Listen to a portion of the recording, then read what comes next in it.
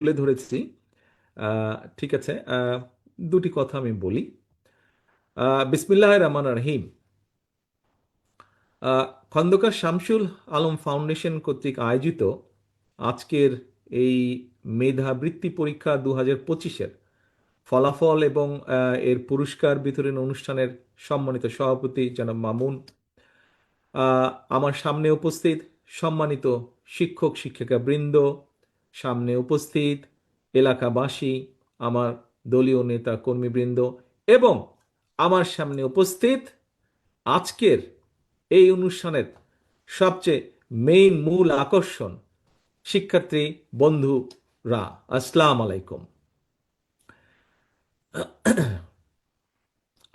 অসংখ্য মেধাবী মুখের মিলনের আজকের এই মিলন মেলা, নিঃসন্দেহে এটা একটা ব্যতিক্রম ধর্মী অনুষ্ঠান। আমার বিশ্বাস আমাদের এই মেধাবী সন্তানদের মাঝেই কিন্তু লুকিয়ে আছে আমাদের ভবিষ্যৎ বাংলাদেশের নেতৃত্ব। যেই প্রশ্নগুলো এতক্ষণ ওরা আমাকে করেছে, এই প্রশ্নগুলো থেকে দেখলেই বোঝা যায় যে এরাই একদিন এদের মতনই সারা বাংলাদেশে ছড়িয়ে ছিটিয়ে থাকা লক্ষ লক্ষ ফারজানা, ইফরাত, সাথী, সাবিনা, সবাই এরা ইনশাল্লাহ একদিন বাংলাদেশকে নেতৃত্ব দিবে। কাজেই প্রিয় বন্ধুরা, প্রিয় ছোট বন্ধুরা, তোমাদেরকে প্রাণ ঢালা অভিনন্দন, অসংখ্য শুভেচ্ছা। তোমরাই হচ্ছ আগামীর বাংলাদেশ, ভবিষ্যৎ বাংলাদেশ। স্কুল মাদ্রাসার আমার প্রিয় কিশোর তরুণ বন্ধুরা, তোমাদের মতন কিশোর তরুণ কিংবা আমরা যারা জীবনের একটা পর্যায়ে এসে পৌঁছেছি, আমাদের সবার জন্য কিন্তু একটা চরম সত্য হচ্ছে যে জীবনের যেই প্রশ্নটা আমাকে সাকিব মনে হয় করেছিল, জীবনের সফলতার জন্য কিন্তু কোনো সরি, সাকিব না, খুব সময় সাথী করেছিল, ও বোধহয় ডাক্তার হতে চায়, যে অঙ্ক ভালো লাগে না ওর। আহ, তার উত্তরে যদি আবারও বলতে হয় যে জীবনের সফলতার জন্য কিন্তু কোনো শর্টকাট, কোনো পন্থা নেই। কাজেই এখন তোমাদের হাতের কাছে হয়তো নানা রকম ইলেকট্রনিক্স গ্যাজেট থাকে, বিভিন্ন জনের হাতে স্মার্টফোন, ল্যাপটপ, ট্যাবলেট, ফলে প্রয়োজনীয় বা অপ্রয়োজনীয় নানা কিছু অনেক সময় দেখতে দেখতে সময় অপচয় হয়ে যায়। এবং এসব কারণে কিন্তু খেয়াল করেছি আমরা অনেকেই যে অনেকের পড়াশোনার মনোযোগও নষ্ট হয়ে যায়।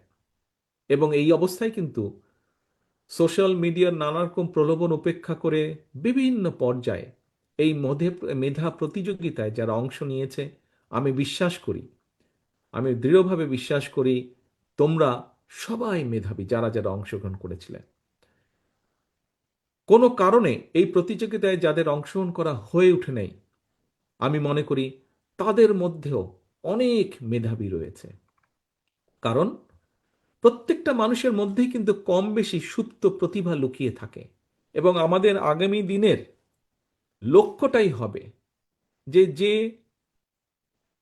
কেরাত প্রতিযোগিতায় ভালো তাকে বের করে নিয়ে আসা, যে হাদিসে ভালো তাকে বের করে নিয়ে আসা, যে অঙ্কে ভালো তাকে বের করে নিয়ে আসা, যে খেলায় ভালো তাকে বের করে নিয়ে আসা, এরকম সব প্রতিভাগুলোকে ধীরে ধীরে বের করে নিয়ে আসা এবং সুপ্ত প্রতিভা বিকাশের পথকে উন্মুক্ত করে দেওয়া। খন্দকার শামসুল আলম ফাউন্ডেশন স্বাধীনভাবে এই এলাকার আমি যতটুকু শুনেছি 80টিরও বেশি স্কুল মাদ্রাসায় একঝাঁক মেধাবী ছাত্রছাত্রীকে পুরস্কৃত করে আমি মনে করি একটি গুরুত্বপূর্ণ বিশাল সামাজিক দায়িত্ব শুধু পালনই করেননি, একটি গুরুত্বপূর্ণ দায়িত্ব অব্যাহত রেখেছেন। আমি মনে করি আমাদের এরকম আরো বহু বাংলাদেশে আগামী দিনের জন্য এরকম শামসুল আলম ফাউন্ডেশন আমাদের দরকার। প্রিয় ছোট বন্ধুরা, শিক্ষার গুরুত্ব সম্পর্কে বিশ্বে বর্ণবাদ বিরোধী আন্দোলনের একজন মানুষের নাম তোমরা শুনেছ নিশ্চয়ই, ন্যানসেল ম্যান্ডেলা। এই ন্যানসেল ম্যান্ডেলার একটা ছোট্ট কথা আমি বলি। উনি বলেছিলেন যে শিক্ষাই হলো সবচেয়ে শক্তিশালী অস্ত্র।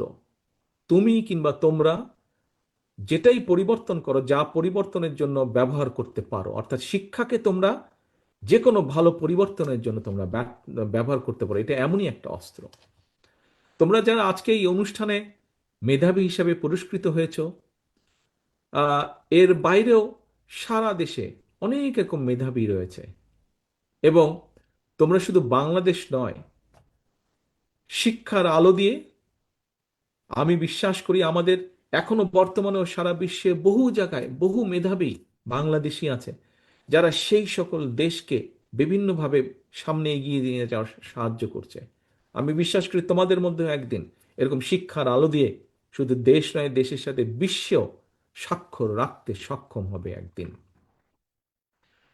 সারা দেশের স্কুল মাদ্রাসার প্রিয় কিশোর তরুণ শিক্ষার্থী বন্ধুরা, সকল ধর্মের ধর্মীয় নির্দেশনাও শিক্ষার গুরুত্ব সর্বাধিক।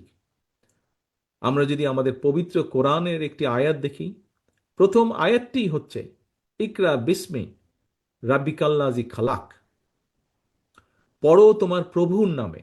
তোমাদের জন্য এই মুহূর্তে তোমাদের বন্ধু হিসাবে, তোমাদের ভাই হিসাবে, যেভাবেই তোমরা মনে করো, তোমাদের কাছে একটাই আমার পরামর্শ, লেখাপড়া, লেখাপড়া এবং লেখাপড়া। আমাদের প্রিয় সন্তানরা, তোমরা ইতিমধ্যেই দেখেছো বিশ্ব বর্তমানে আর্টিফিশিয়াল ইন্টেলিজেন্সের যুগে কিন্তু প্রবেশ করছে। মেধাবীদের জন্য বিশ্বের দ্বার এখন উন্মুক্ত। জ্ঞান, বুদ্ধি, মেধা এবং যোগ্যতার প্রত্যেকটা ক্ষেত্রে প্রতিযোগিতা সর্বত্র। সুতরাং মাদ্রাসা কিংবা স্কুল, যেখানে তোমরা যাই পড়াশোনা করো না কেন, মনে রাখতে হবে প্রতিযোগিতামূলক এই বিশ্বে সম্মানের সঙ্গে যদি তোমাদেরকে টিকে থাকতে হয়, তোমাদেরকে যথা উপযুক্ত শিক্ষায় কিন্তু শিক্ষিত হতে হবে, জ্ঞানে বিজ্ঞানে পারদর্শী হতে হবে, ব্যবহারিক এবং কারিগরি শিক্ষায় দক্ষ হতে হবে। এবং নিশ্চয়ই আমার এই যে প্রশ্ন উত্তর, এখানে নিশ্চয়ই তোমরা বুঝতে পেরেছো যে আমরা সেভাবেই চেষ্টা করছি আমাদের দলের পক্ষ থেকে আগামী দিনের পুরো শিক্ষা ব্যবস্থাটাকে সেভাবে গড়ে তুলতে, সাজিয়ে তুলতে।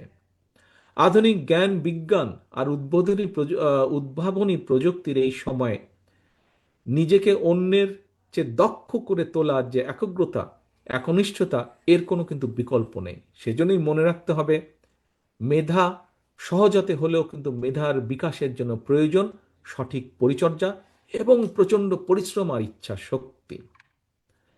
প্রিয় ছোট বন্ধুরা, একটি রাষ্ট্রের উন্নয়ন, সুরক্ষা এবং নিরাপত্তার জন্য প্রয়োজন উপযুক্ত শিক্ষা ব্যবস্থা।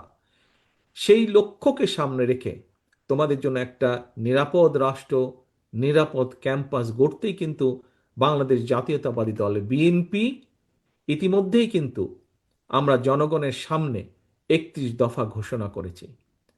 এর অংশ হিসাবেই কিন্তু দেশের প্রচলিত শিক্ষা কারিকুলামকে সময়ের সাথে তাল মিলিয়ে শিক্ষাবিদদের সমন্বয় একটা বিশেষজ্ঞ টিম আমরা তৈরি করেছি, যারা ইতিমধ্যে অনেক কাজ এগিয়ে নিয়ে গেছেন। আমি তো প্রশ্ন উত্তর মধ্যে এই কথাটা তুলে ধরেছি।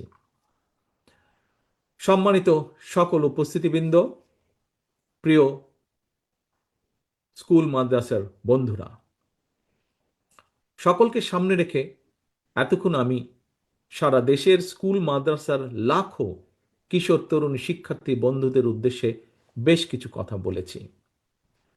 ইনশাল্লাহ দেশে আসলে আমি বিশ্বাস করি সকলের সাথে সামনাসামনি বসে আবার কথা বলতে পারবো, কিভাবে আমরা দেশকে পুনর্গঠন করব, কিভাবে আমরা দেশকে সামনে এগিয়ে নিয়ে যাব, কিভাবে তোমাদের ভবিষ্যৎকে আরো মজবুতভাবে আমরা তৈরি করতে পারবো, আমরা এগুলো নিয়ে আলোচনা করতে পারবো।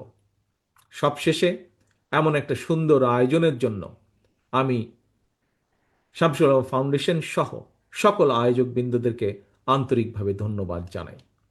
আমাদের যেসব মেধাবী সন্তানেরা এখানে উপস্থিত, তাদের গর্বিত পিতামাতা এবং পরিবার পরিজনদের প্রতিও জানাই শ্রদ্ধা। সবশেষে প্রতিটি শিশুর, কিশোর, তরুণ তরুণীর নিরাপদ, সুন্দর এবং সমৃদ্ধ ভবিষ্যৎ কামনা করে আমার আজকের বক্তব্য শেষ করছি। আল্লাহ হাফেজ। বাংলাদেশ জিন্দাবাদ।